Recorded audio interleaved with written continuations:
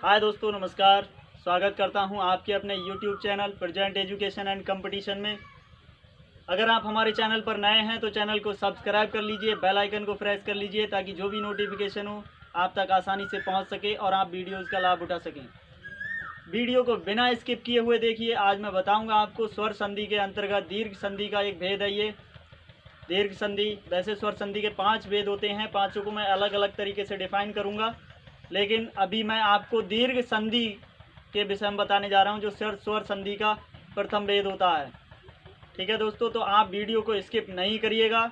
एक विशेष ट्रिक से मैं आपको बताऊंगा कि दीर्घ संधि को पहचानने का क्या तरीका होता है, किस तरह से इसे पहचाना जाता है, वो मैं वीडियो के अंत में बताऊंगा।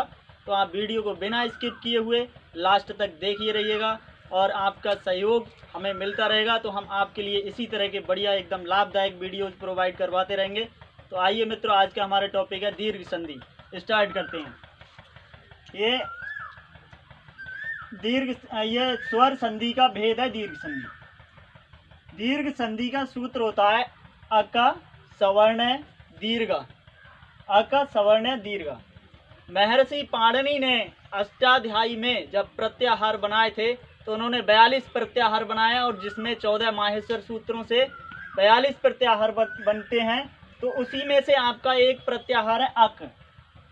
तो देख लेते हैं मित्रों, एक मिनट। अक के अंतर्गत कौन कौन से वर्ण आते हैं। अक में आता है आपका छोटा आ, बड़ा आ, छोटी ई, बड़ी, छोटा ऊ, बड़ा ऊ और री तथा लिरी। ये आपके हिरस्व हुआ या दीर्घ आ।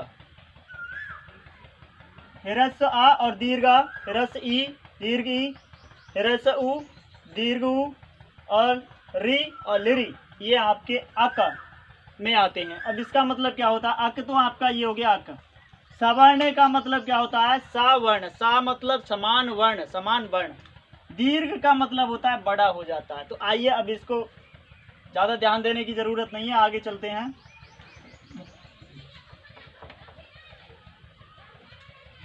मैंने आपको बताया अक सवर्ण में क्या क्या आता है। छोटा, बड़ा, छोटी, बड़ी, छोटा ऊ, बड़ा ऊ और री और लेर। ठीक है मित्रों, तो अब दोनों के जोड़ने पर मान लीजिए किसी शब्द में, जैसे मैं अभी आ का एक एग्जाम्पल ले लेता हूँ।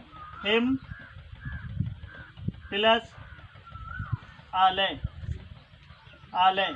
ठीक है, तो यहाँ क्या है आपका, माँ में छोटा आ छिपा है और प्लस धन यानी कि धन, बड़ा आ, दोनों को ऐड करने पे बड़ा आ हो जाएगा।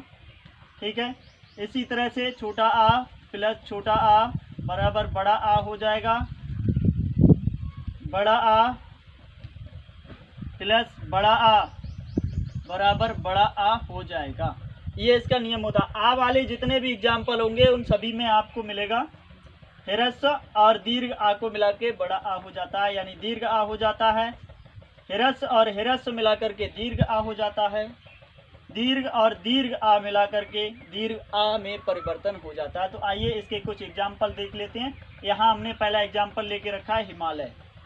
तो हिमालय में छोटा आ है, यहाँ हिरस्व है और ये दीर्घ है। दोनों को हमने यहाँ पर जोड़ दिया है, ऐड कर दिया है।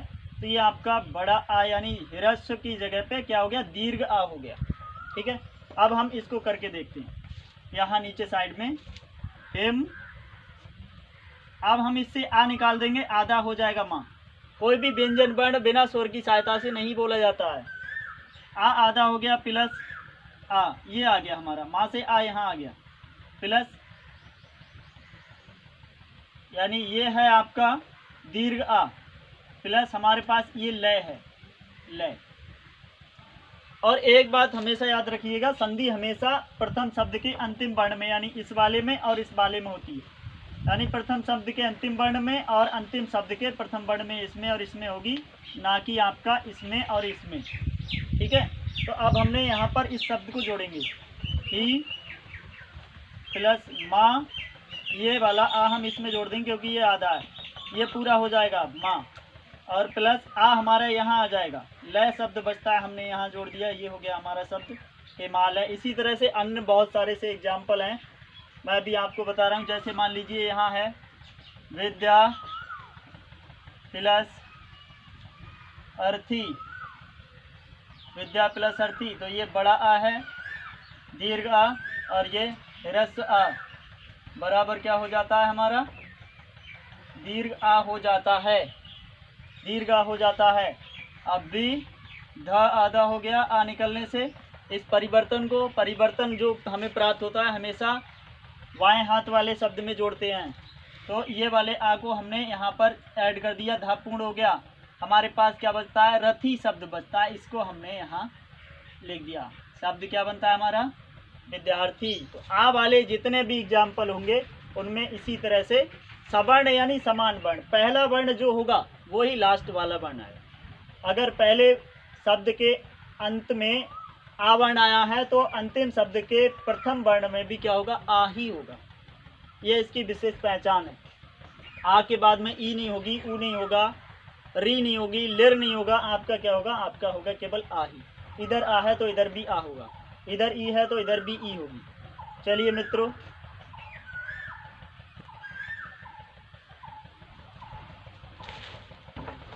बंद कर दिए। अब देखिए, अब हम यहाँ पर देख रहे हैं, अभी मैंने आपको बताया आ वाले एग्जाम्पल्स, अब आप देख रहे होंगे ये ई वाले एग्जाम्पल्स हैं। इनको मैं अभी विच्छेद करके दिखाऊंगा, आपको तोड़ के दिखाऊंगा किस तरह से होता है। तो यहाँ पर ये शब्द है, इसे हम हरीश को तोड़ेंगे, क्या होगा हमारा, हरी प्लस ईस, हरी धन ईस हो जाएगा, हरी धन ईस हो जाएगा। अब ये हरीश कैसे होता है, आप सोच रहे होंगे सर ये हरीश कैसे हो जाएगा, इधर तो ईस दिया, इधर हरी दिया।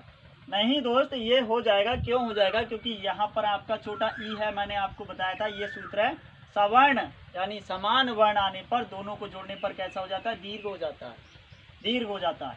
तो ये छोटा ई हो गया ह्रस्व वाला, और ये दीर्घ ई हो गया, बराबर हमारा क्या हो गया, दीर्घ ई में ही परिवर्तन हो जाता है। अब मैंने आपको वीडियो के शुरू में पहले ही बताया था कि जो भी परिवर्तन होता है वो हम लेफ्ट हैंड साइड बाएं हाथ की तरफ उसे ऐड करते हैं। तो हमने यहाँ पर ये उतारा, हर आधा हो गया र, ई स्वर निकल जाने से, प्लस ई इसमें ऐड कर देंगे, सा बचता है यहाँ उतार देंगे प्लस करके, क्या हो जाएगा हमारा शब्द बनेगा हरीश। ओके गाइस, समझ में आ रहा होगा। अब इसी तरह से नेक्स्ट एग्जाम्पल को देखते हैं, नदीस। नदीस में क्या होता है आपका, इसी तरह से इसमें भी परिवर्तन हो जाता है। नदीस में यहाँ पर दिया है आपका नदी, नदी धन ईस, ठीक है। ये दोनों जो है आपका दीर्घ ई है, इधर भी दीर्घ ई है और इधर भी दीर्घ ई है, ठीक है। मैंने आपको बताया था दीर्घ और दीर्घ को जोड़ने पर क्या हो जाता है, दीर्घ हो जाता है। तो यहाँ पर आपका दीर्घ ई हो गया और धन दीर्घ ई बराबर क्या हो गया, आपका ई हो गया। न द आधा हो जाता है ई स्वर निकल जाने से। अब ये परिवर्तन हम इस पे ऐड करते हैं, बाएं हाथ वाले शब्द पे, इसको आप पूर्ण कर देते हैं, हो गया नदी, सा बचता है यहाँ हम उतार देते हैं नदी। इसी तरह से ये गिरीश भी हो जाएगा, गिरी धन ईस हो जाएगा, बराबर क्या हो जाएगा, गिरीश हो जाएगा, ठीक है। तो अगले अब हम देखेंगे ऊ वाले एग्जाम्पलों को, ठीक है दोस्तों। ऊ वाले एग्जाम्पलों को देखते हैं अपन। अब देखते हैं, अभी मैंने आपको बताया आ वाले एग्जाम्पल्स हो गए, ई वाले एग्जाम्पल्स हो गए, और आपका ये अब आपका ऊ वाला एग्जाम्पल्स। ऊ वाले एग्जाम्पल्स को हम देखते हैं, ठीक। पूर्व अवस्था में उसी प्रकार से ऊ वाले एग्जाम्पल को, जैसे कि आ और ई वाले एग्जाम्पल्स को हमने सॉल्व किया था, इसी तरह से हम अब ऊ वाले एग्जाम्पल्स को भी सॉल्व करेंगे। अब देखते हैं इसे। शब्द है आपका गुरुपदेश। गुरुपदेश लंबा जा रहा है क्योंकि रा में क्या है आपका बड़ा ऊ लगा है। यहाँ पर हम इसको विच्छेद करते हैं, गुरु धन उपदेश, गुरु धन उपदेश। अब ये वाला क्या है, छोटा ऊ है रा में, रुपया वाला भैया, रुपया वाला, रुपया वाला ऊ है, रू ऊ छोटा ऊ, रुपया लिखेंगे तो छोटा ऊ बनेगा। ऊ हो गया प्लस ये धन हो गया ऊ, क्या हो गया आपका, दीर्घ ऊ में परिवर्तन हो जाता है, दीर्घ ऊ में परिवर्तन हो जाता है। अब हम इसे उतार देते हैं नीचे। गुरु रा कैसा हो जाता है, स्वर निकल जाने से कोई भी व्यंजन वर्ण स्वर के अभाव में नहीं बोला जा सकता। अब हम इस पे ऊ स्वर दे देंगे रा को पूर्ण करने के लिए, तो रा को हम पूर्ण करेंगे, ऊ को हमने स्वर दे दिया, क्या हो गया गुरु, गुरु। अभी गुरु था, ये ऊपर अभी गुरु था, विच्छेद करने अब ये हो गया गुरु, और ये हमारा शब्द बचता है क्या, प दे स, शब्द बन जाता है गुरु उपदेश। ओके गाइस, इसी तरह से नेक्स्ट एग्जाम्पल्स को हम देखते हैं। ये भी इसी तरह से आपका परिवर्तन हो जाएगा। इसमें हो जाएगा मधु, मधु धन उत्सव, मधु धन उत्सव, पूर्ण शब्द आपका यहाँ लिखा है और ये विच्छेद वाला शब्द है। इसको और इसको ऐड करने पे ठीक जैसे गुरु उपदेश में परिवर्तन हुआ था वैसे इसमें भी परिवर्तन हो जाएगा। ऊ को जोड़ दिया जाएगा, बड़ा ऊ हो जाएगा, हमारा शब्द बन जाएगा मधु उत्सव, मधुत्सव और बधूत्सव। इसी प्रकार से मधुत्सव है, ऐसी बधूत्सव भी हो जाएगा। अब देखिए, अब हम देखते हैं आगे ऋर वाला एग्जाम्पल्स। ऋर क्या है, ऋर का एग्जाम्पल्स देखते हैं। हाँ गाइस, अब आप देखेंगे ये ऋर का एग्जाम्पल मैंने लिखा है। एक ही एग्जाम्पल में आप समझ सकते हैं कि ऋर का क्या एग्जाम्पल होता है, किस तरह से इसे डिफाइन किया जाता है, तो मैं आपको बताने जा रहा हूँ। अब देखिए यहाँ पर ये क्या है, ताव में आपका ऋर लगा है, जिसे हम री भी बोलते हैं, री बोला जाता है। ये हो गया पित्र और ऋण, पित्र ऋण, पित्र ऋण। अब ये ता में क्या लगा, आपका री लगा, ये आपका री लगा, ता में क्या लगा, आपका री लगा। अब यहाँ पर आपका धन क्या हो गया, ये आपका री हो गया, ये भी आपका री हो गया। री धन री बराबर क्या हो जाएगा, री। इसको हम इस तरह से री में परिवर्तन कर देते हैं। ये आपका दीर्घ हो गया और ये दोनों आपके हिरस्व हैं। ठीक है, अब हम इस वाले शब्द को उतारते हैं।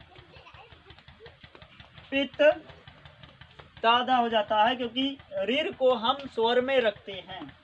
ओके, और अब इस वाले ऋर को हम क्या करते हैं, बाएं वाले शब्द, बाएं शब्द के साथ हम इसे जोड़ देते हैं। अब ये ता में हम ऋर को इस तरह से जोड़ देते, डबल ऋर को इस तरह से हम जोड़ देते हैं।